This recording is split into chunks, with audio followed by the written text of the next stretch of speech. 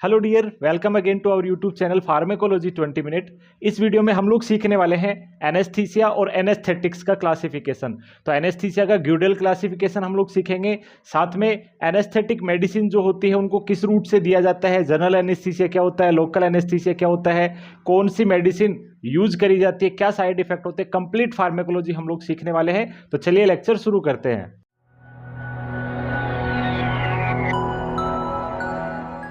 दोस्तों, अगर आप स्टूडेंट हैं और फार्मेकोलॉजी पढ़ना चाहते हैं तो चैनल को जल्दी से सब्सक्राइब कर लीजिएगा, क्योंकि कंप्लीट फार्मेकोलॉजी यहां पे आपको मिलने वाली है। तो आज के वीडियो में हम लोग बात करेंगे एनेस्थीसिया और एनेस्थेटिक्स का क्लासिफिकेशन। तो सबसे पहले हम लोग बात करते हैं कि एनेस्थीसिया क्या होता है। तो एनेस्थीसिया हम लोग कह सकते हैं पार्शियल या फिर कंप्लीट लॉस ऑफ सेंसेशन होता है विद और विदाउट लॉस ऑफ कॉन्शियसनेस।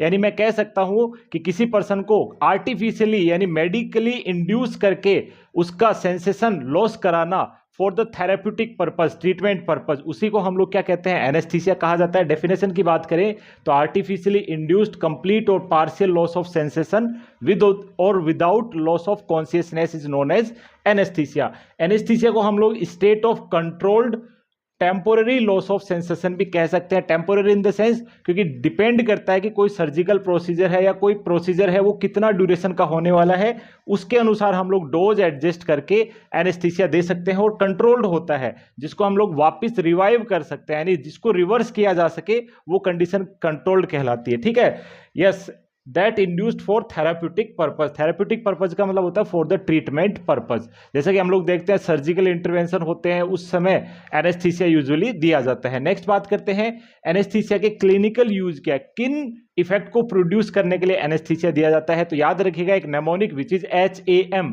ठीक है, HAM का मतलब hypnosis, analgesia and muscle relaxation के लिए हम लोग एनेस्थीसिया देते हैं ताकि जो भी सर्जिकल इंटरवेंशन है वो आसानी से किया जा सके।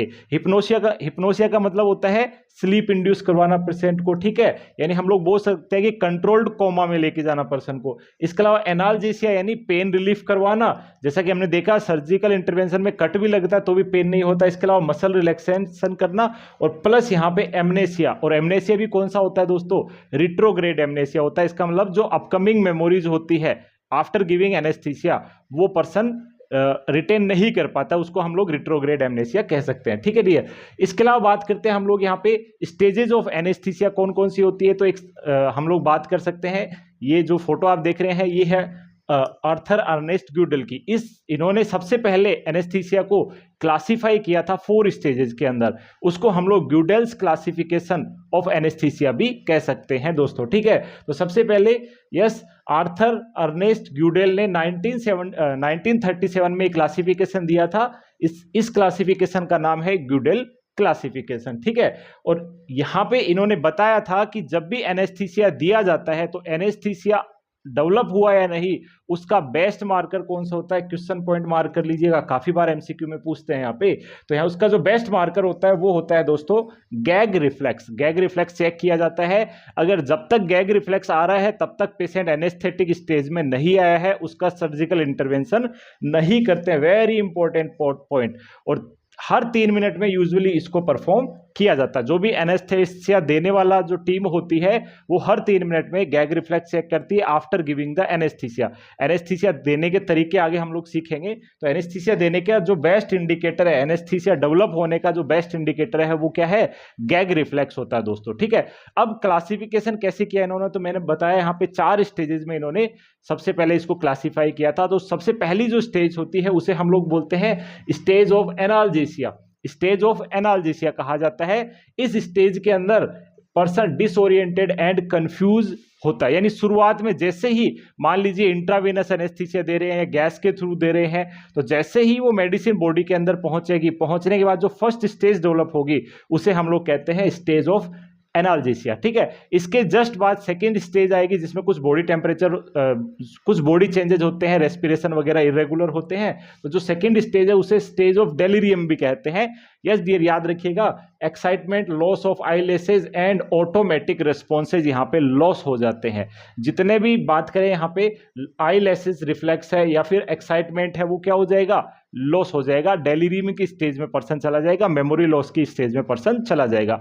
अब सबसे इंपॉर्टेंट, जो जिस स्टेज का हम लोग वेट करते हैं एनेस्थीसिया देने के लिए, यानी जिस स्टेज में सर्जरी की जाती है, उसे कहा जाता है stage of surgical anaesthesia. Question point, कौन सी स्टेज के अंदर एज सर्जिकल इंटरवेंशन किया जाता है, तो याद रखिएगा third stage which is known as surgical anaesthesia stage. इस स्टेज में पर्सन के लगभग सारे रिफ्लेक्सेस जो है वो लॉस हो जाते हैं। जैसे कि बात करें, आई बॉल मूवमेंट है वो लॉस हो जाती है, स्वेलोइंग रिफ्लेक्स है वो भी लॉस हो जाता है, गैग रिफ्लेक्स भी लॉस हो जाता है, लैरिंजियल रिफ्लेक्स, और इसके अलावा loss of all reflexes and muscle relaxation साथ में हो जाता है। जो मैंने 3 इफेक्ट बताए थे ना, HAM, हिप्नोसिस, ए का मतलब एनाल्जेसिया और एम का मतलब मसल रिलैक्सेशन, ये तीनों इफेक्ट इसी स्टेज के अंदर डेवलप हो जाते हैं। इस स्टेज डेवलप होने की पुष्टि कौन करता है, सबसे बेस्ट रिफ्लेक्स कौन सा है, गैग रिफ्लेक्स। जैसे ही डिसअपियर हो जाएगा, हम मान सकते हैं कि उस पर्सन के अंदर एनेस्थीसिया डेवलप हो चुका है और उसे सर्जरी की जा सकती है। अब नेक्स्ट बात करते हैं फोर्थ स्टेज। तो देखिए, स्टेज 4 डिपेंड करती है डोज के ऊपर। अगर डोज एडिक्वेट दी है तो फोर्थ स्टेज होगी रिकवरी स्टेज, और डोज अगर ज्यादा दे दी एनेस्थीसिया की तो वो स्टेजेस कहलाएगी यस ओवरडोज या टॉक्सिसिटी स्टेज। समझिएगा, स्टेज 4 डिपेंड करती है डोज पे। अगर डोज एडिक्वेट पर्याप्त दी गई है तो थर्ड स्टेज के बाद फोर्थ स्टेज क्या आएगी, रिकवरी। इसके बाद हम लोग बात करेंगे। लेकिन अगर ज्यादा डोज दी है तो वो स्टेज ऑफ ओवरडोज कहलाएगी, जिसमें पर्सन के प्यूपिल परमानेंट डायलेट हो सकते हैं, पर्सन कोमा में जा सकता है। इस प्रकार के यहाँ पे इफेक्ट आ सकते हैं। रेस्पिरेटरी डिप्रेशन पर्सन का हो सकता है, यानी पर्सन रेस्पिरेटरी डिप्रेस हो जाएगा, प्यूपिल जो है पूरे के पूरे डायलेट हो जाएंगे आंखों के, जिनमें लाइट डालने पे भी कॉन्स्ट्रिक्शन नहीं होगा दोस्तों। यस और नो। तो ये 4 स्टेजेस है वो बताई थी ग्यूडेल ने। थर्ड के बाद फोर्थ स्टेज रिकवरी स्टेज हो सकती है अगर डोज प्रॉपर गई हो। रिकवरी स्टेज क्या है वो आगे मैं बताने वाला हूं, देखिएगा। अब बात करते हैं स्टेजेस ऑफ एनेस्थीसिया में क्या क्या चेंजेस होते हैं, वाइटल साइन पे क्या क्या इफेक्ट पड़ता है। तो पहली स्टेज जो मैंने बताई थी आपको, पहली स्टेज के अंदर देखिएगा, अभी जो फर्स्ट स्टेज बताई थी स्टेज ऑफ एनाल्जेसिया, इस स्टेज में जैसे ही आईवी फ्लूइड के द्वारा या फिर बात करें गैसेज के द्वारा एनेस्थेटिक अंदर जाएगा, जाने के बाद में स्टेज डेवलप होगी। डेवलप होते ही बात करेंगे रेस्पिरेशन इरेगुलर होगा, पल्स भी इरेगुलर हो जाएगी और ब्लड प्रेशर है वो नॉर्मल रहेगा स्टेज फर्स्ट में। जैसे ही पर्सन स्टेज सेकंड में डिलीरियम वाली स्टेज के अंदर आएगा, उसमें ये तो इरेगुलर पहले से ही था, लेकिन पल्स जो है वो फास्ट हो जाएगी, यानी टैकीकार्डिया पर्सन को हो जाएगा और बीपी यहाँ पे हाई होना स्टार्ट हो जाएगा दोस्तों, याद रखिएगा। लेकिन हाई बीपी यहाँ पे अगर यहाँ पे सर्जिकल इंटरवेंशन कर दिया तो पर्सन में ब्लीडिंग हो जाएगी। इसीलिए एनेस्थीसिया डेवलप होने का इंतजार करते हैं और एनेस्थीसिया डेवलप होने की पुष्टि होती है गैग रिफ्लेक्स के द्वारा। जैसे ही थर्ड स्टेज में पर्सन चला जाएगा, जिसे हम लोग स्टेज ऑफ सर्जिकल एनेस्थीसिया भी कहते हैं, उस स्टेज में जाते ही पर्सन डीप ब्रीथिंग करेगा, यानी ऑक्सीजन सैचुरेशन बढ़ेगा। इसके अलावा पल्स जो है उसकी स्टेडी होने लग जाएगी, यानी नॉर्मल की तरफ आने लग जाएगी और बीपी भी उसका दोबारा से नॉर्मल हो जाएगा। इस स्टेज में हम लोग सर्जिकल इंटरवेंशन कर सकते हैं। और स्टेज 4 होती है रिकवरी, अगर डोज प्रॉपर दी है और अगर डोज ज्यादा गई है तो स्टेज 4 है वो कैसी होगी, यस ओवरडोज की स्टेज होगी, जिसमें पर्सन सैलो ब्रीथ करेगा, पल्स वीक हो जाएगी, इसके अलावा बीपी लो हो जाएगा, इवन पर्सन कोमा में भी जा सकता है और प्यूपिल जो है परमानेंटली यहाँ पे डायलेट हो सकते हैं दोस्तों, याद रखिएगा। जबकि स्टेज 1 और 2 और 3 के अंदर बात करें तो देखो, प्यूपिल अगर हम लोग लाइट डालेंगे तो प्यूपिल कॉन्स्ट्रिक्ट होगा, लाइट डालेंगे प्यूपिल कॉन्स्ट्रिक्ट होगा, और थर्ड के अंदर लाइट डालने पे ऑलरेडी थोड़ा सा डायलेटेड रहेगा, लेकिन स्टेज 4 के अंदर क्या होगा, परमानेंट लाइट डालोगे तो भी डायलेटेड ही रहेगा दोस्तों। समझ में आ गया बात यहाँ पे। तो ये कुछ वाइटल साइन चेंजेस होते हैं during the each stage of anaesthesia, ठीक है, जिसको अर्नेस्ट ग्यूडेल ने जो है, ऑर्थर अर्नेस्ट ग्यूडेल ने 1937 में क्लासिफाई किया था, ठीक है। अब बात करते हैं एनेस्थीसिया रिकवरी, यानी फोर्थ स्टेज, ठीक है। तो फोर्थ स्टेज अगर डोज नॉर्मल दिए तो फोर्थ स्टेज को हम लोग एनेस्थीसिया रिकवरी कहेंगे, यानी जैसे सर्जरी पूरी हो जाती है पर्सन दोबारा से रिवाइव करता है, और रिवाइव करेगा तो वहां पे कुछ चेंजेस होंगे बॉडी के अंदर, ठीक है। उन चेंजेस की वजह से बॉडी के अंदर बहुत सारे साइड इफेक्ट आ सकते हैं। इसे स्टेट ऑफ इमरजेंस भी कहा जा सकता है। यस डियर, इमरजेंसी नहीं है, इमरजेंस का मतलब यहाँ पे पर्सन को बहुत सारे कंडीशन कॉम्प्लिकेशंस हो सकते हैं, इसलिए इस स्टेज में बहुत क्लोज मॉनिटरिंग की जरूरत होती है, बहुत पेशेंट की मॉनिटरिंग करने की आवश्यकता पड़ती है। क्यों? क्योंकि पेशेंट का बीपी लो हो सकता है, पेशेंट को नोजिया वोमिटिंग हो सकती है, जिससे पर्सन को एस्पिरेशन हो सकता है। इसके अलावा पेशेंट जो है जब रिकवर कर रहा है उस दौरान पर्सन को क्या हो सकता है, यस, नोजिया वोमिटिंग के साथ साथ में बीपी डाउन हो सकता है, रेस्पिरेटरी डिप्रेशन हो सकता है पर्सन को। इसके अलावा हाइपोथर्मिया हो सकती है। देखा होगा ना आपने कि पेशेंट जब रिकवर कर रहा होता है तो सिवरिंग होती है पेशेंट के अंदर। तो ये सारे साइड इफेक्ट, जैसे कि यहाँ पे मैं दिखाता हूँ आपको, nausea vomiting, yes, airway suppression हो जाता है जिसकी वजह से एयरवे सपोर्ट देने की जरूरत पड़ती है, यूरिनरी रिटेंशन हो जाता है कुछ पेशेंट्स में, हाइपोटेंशन, बीपी लो हो जाता है। इसके अलावा हाइपोथर्मिया और सिवरिंग जैसे केसेज भी, ये आगे जो है वो परसेंटेज लिखा है। यानी सबसे most common complication during the recovery phase कौन सा होता है? नोजिया एंड वोमिटिंग होता है। ज्यादातर पेशेंट में 10 से 15% केसेज में ऐसा देखने को मिलता है दोस्तों, ठीक है। तो यहाँ पे जब भी एनेस्थीसिया की रिकवरी हो रही होती है वहां पे क्लोज मॉनिटरिंग जरूरी हो जाती है, क्योंकि ये सभी कॉम्प्लिकेशन है उस पेशेंट के अंदर हो सकते हैं दोस्तों। क्लियर है यहाँ पे बात? चलेगा, आगे बात करते हैं एनेस्थीसिया रिकवरी के साइन। पेशेंट रिकवर कर रहा है उसका क्या साइन होगा? जैसे मैंने बोला एनेस्थीसिया डेवलप होने का साइन था लॉस ऑफ गैग रिफ्लेक्स। तो अब जितने भी रिफ्लेक्स थे वो लॉस हो गए थे, अब वापस से रिफ्लेक्स आएंगे।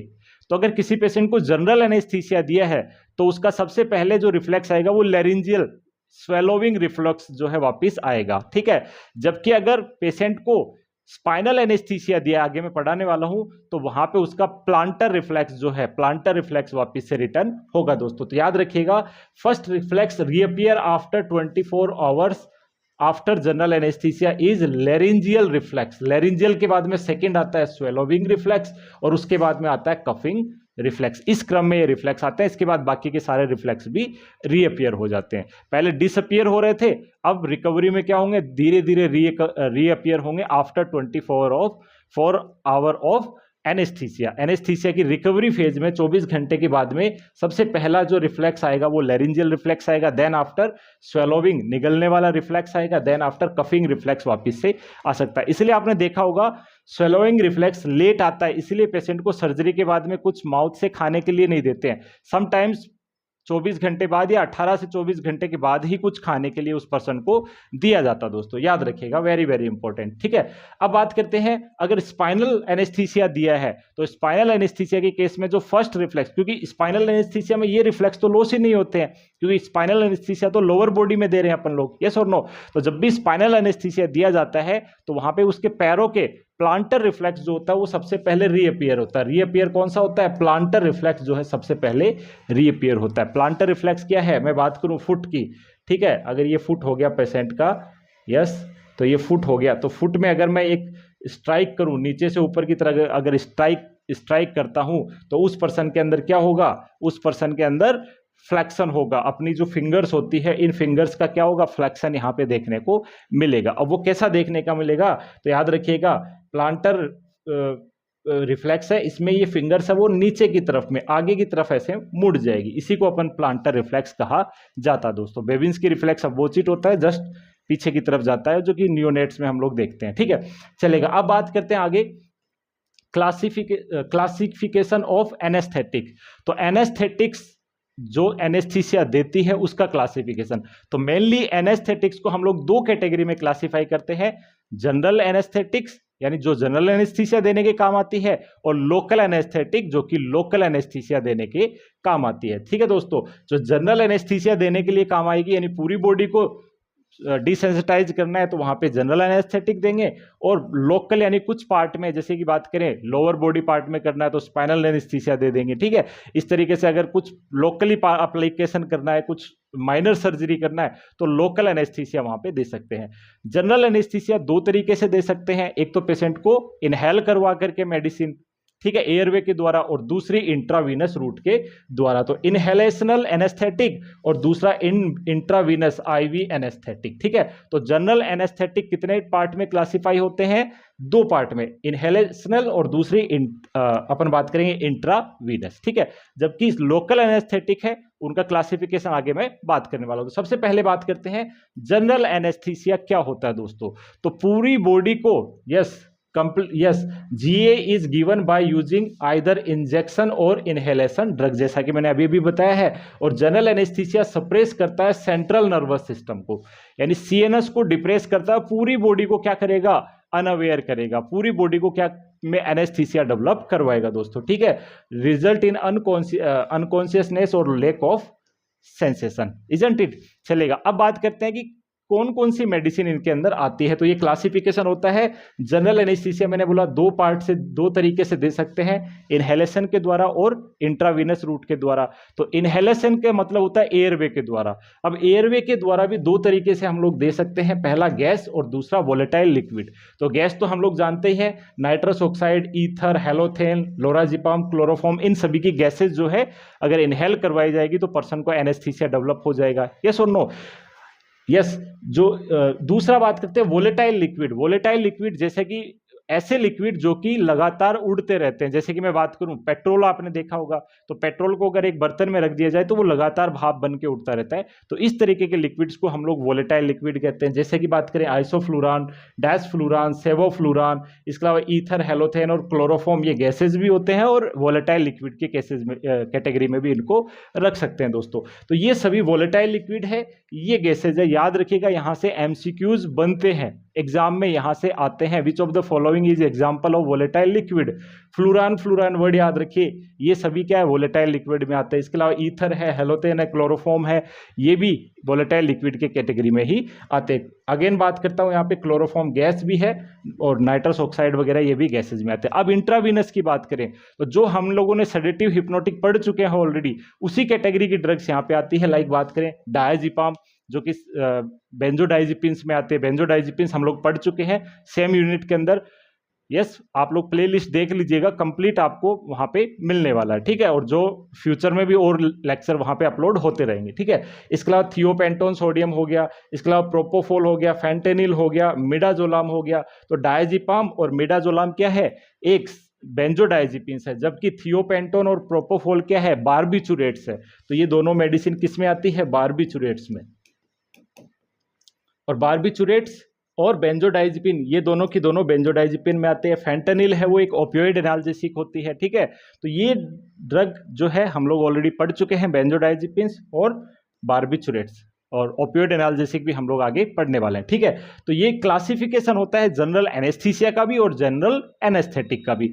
अब बात करते हैं लोकल एनेस्थीसिया का क्लासिफिकेशन। तो सबसे पहले बात करते हैं लोकल एनेस्थीसिया में एग्जाम्पल क्या क्या आते हैं।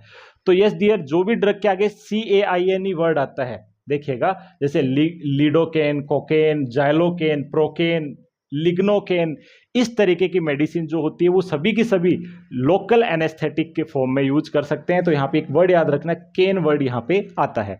तो लिग्नोकेन, जाइलोकेन, ये नाम काफी फेमस है, आपने सुने होंगे कभी ना कभी जरूर से। तो ये सभी लोकल एनेस्थेटिक का क्लासिफिकेशन होता है। अब लोकल एनेस्थीसिया कितने प्रकार से हम लोग दे सकते हैं दोस्तों? तो लोकल या रीजनल एनेस्थीसिया देने का फर्स्ट तरीका होता है, यस, ये तो सबसे पहले एग्जांपल जो अभी अभी हम लोगों ने देखा, फर्स्ट तरीका होता है टॉपिकल। टॉपिकल का मतलब स्किन के ऊपर रब करके। समटाइम अगर लोकली छोटा हम लोग को कोई प्रोसीजर करना है तो वहां पे अपन लोकल एनेस्थेटिक लगा सकते हैं, जैसे कि टॉपिकल यूज कर सकते हैं। दूसरा बात करें इनफिल्ट्रेशन, यानी प्रेशर के द्वारा, स्प्रे के द्वारा इनफिल्ट्रेट किया जा सकता है, ठीक है। इसके अलावा बात करें नर्व ब्लॉक करना, यानी इंजेक्शन डायरेक्ट जो है नर्व के अंदर इंजेक्शन डाल देना, जैसे कि ट्राइजेमिनल न्यूरालजिया एक कंडीशन होती है जिसमें नर्व में पेन होता है। ट्राइजेमिनल फिफ्थ क्रेनियल नर्व होती है जिसके अंदर पेन होता है, तो वहां पे डायरेक्ट नर्व ब्लॉक किया जाना। इसके अलावा स्पाइनल एनेस्थीसिया, यानी पर्सन के बैक साइड में बात करें, स्पाइनल कैविटी में अगर बात करें, मोस्टली L3 और L4 के बीच में जो है डाल करके हम लोग सब एरेक्नोइड स्पेस के अंदर एनेस्थीसिया डालते हैं दोस्तों। इसके अलावा सबसे लास्ट बात करते हैं एपिड्यूरल एनेस्थीसिया। तो एपिड्यूरल एनेस्थीसिया के लिए एक निडल यूज करी जाती है जिसे टॉही निडल कहा जाता है, और ये भी usually L3, L2, L3, L4 के बीच में ही दिया जाता है, बट ये ड्यूरामीटर के ऊपर दिया जाता है, जबकि स्पाइनल है वो ड्यूरामीटर के भी नीचे और एरेक्नोइड मेटर के नीचे भी दिया जाता है, यानी सब एरेक्नोइड स्पेस में देते हैं स्पाइनल, जबकि एपिड्यूरल है वो ड्यूरामीटर से भी ऊपर ही रह जाएगा दोस्तों। समझ में आ गया? तो इस तरीके से ये एनेस्थीसिया का क्लासिफिकेशन होता है।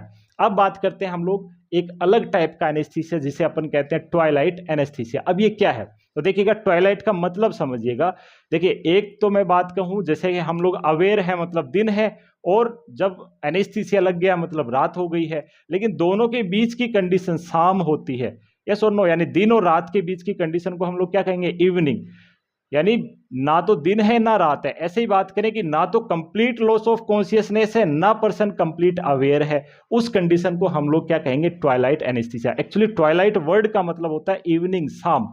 ठीक है, जब रोशनी बहुत ज्यादा भी नहीं होती है बहुत कम भी नहीं होती है। ठीक है, यानी एनेस्थीसिया बहुत ज्यादा भी नहीं देंगे कि पर्सन अनकॉन्शियस ही हो जाए, या फिर बहुत कम भी नहीं देंगे कि पर्सन पूरी तरीके से अवेयर है। इस तरीके का एनेस्थीसिया कब देते हैं, जब भी ऐसे प्रोसीजर, जैसे कि बात करें यहाँ पे आप देख रहे हैं इंट्यूबेशन किया जा रहा है, एंडोट्रेकियल ट्यूब डाल रहे हैं, यहाँ पे पर्सन एंजियस हो सकता है। इसके अलावा एक तो ईटी ट्यूब हो गया, इसके अलावा एंडोस्कोपी करी जाती है। उस दौरान पर्सन क्या हो सकता है, ओवर कॉन्शियस हो सकता है, एंजाइटी हो सकती है पर्सन में, यस और नो, और एंजाइटी की वजह से उसके वाइटल जो है नॉर्मल हो सकते हैं।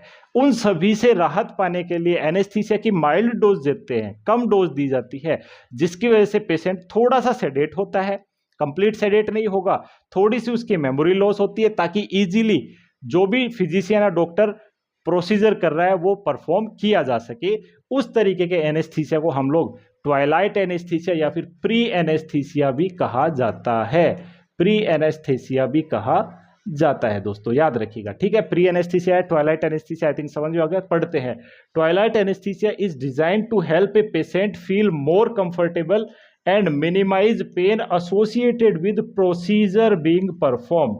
जो भी प्रोसीजर जैसे ईटी इंट्यूबेशन हो गया, इसके अलावा एंडोस्कोपी हो गया, उन प्रोसीजर को आसानी से किया जा सके, इस तरीके का जो एनेस्थीसिया देते हैं उसे हम लोग ट्वाइलाइट एनेस्थीसिया कहते हैं। इसके अंदर पर्सन को माइल्ड हल्की डोज दी जाती है एनेस्थेटिक की, ताकि पर्सन को कंप्लीट एनेस्थीसिया डेवलप नहीं होगा। इसलिए मैंने बोला ना तो कंप्लीट लॉस ऑफ सेंसेशन होगा और ना फुल अवेयर होगा, पर्सन बीच की स्थिति में रहेगा, और उसे हम लोग कहेंगे ट्वाइलाइट एनेस्थीसिया। इसमें पर्सन की एंजाइटी हट जाती है, नींद जैसी स्थिति में आ जाता है, और एंटीरोग्रेड एमनेसिया हो जाता है। शुरुआत में मैंने शायद रिट्रोग्रेड बोल दिया था गलती से, दैट इज एंटीरोग्रेड एमनेसिया। ठीक है, करेक्ट कर लीजिएगा। चलिएगा, बात करते हैं आगे। ट्वाइलाइट एनेस्थीसिया है वो पर्सन को रिलैक्स और स्लीपी बनाने के लिए ड्यूरिंग द प्रोसीजर, जब भी कोई प्रोसीजर परफॉर्म किया जाता है उस प्रोसीजर के दौरान, ताकि पर्सन पेशेंट डॉक्टर के रिस्पॉन्सेज को फॉलो कर सके और इजीली वो प्रोसीजर लाइक ईटी इंट्यूबेशन है या एंडोस्कोपी है, कोई और प्रोसीजर है, वो आसानी से परफॉर्म किया जा सके दोस्तों। इस तरीके के एनेस्थीसिया को हम लोग ट्वाइलाइट एनेस्थीसिया कहते हैं। अब बात करते हैं next, what are the side effect of anaesthesia. तो एनेस्थीसिया के साइड इफेक्ट ऑलरेडी मैं बता चुका हूँ, रिकवरी फेज में आते हैं, नोजिया वोमिटिंग हो गया, बीपी घट जाना हो गया, इसके अलावा ठंड लगना, सीवरिंग हो गया, हाइपोटेंशन हो गया, इस तरीके के साइड इफेक्ट आते हैं, नोजिया वोमिटिंग। इसके अलावा airway suppression, urinary retention, hypotension, hypothermia and severing, इस प्रकार के साइड इफेक्ट पर्सन में आ सकते हैं। तो यहाँ पे क्लोज मॉनिटरिंग बहुत ज़्यादा जरूरी हो जाती है जब भी एनेस्थीसिया की रिकवरी हो रही होती है, यानी पहले 24 घंटे मॉनिटर किया जाना बहुत जरूरी हो जाता है दोस्तों। ठीक है, ये आपको आई थिंक समझ में आ गया होगा। अब अगर ये टॉपिक आपको समझ में आ गया है दोस्तों, तो मैं आशा करता हूँ इस क्वेश्चन का आंसर जरूर से आप लोग कमेंट के अंदर डालेंगे। क्वेश्चन है, which of the following is example of local anaesthetic. इनमें से कौन सा लोकल एनेस्थेटिक का एग्जाम्पल है? Option isoflurane, diazepam, propofol, lignocaine. जल्दी से कमेंट कर दीजिएगा।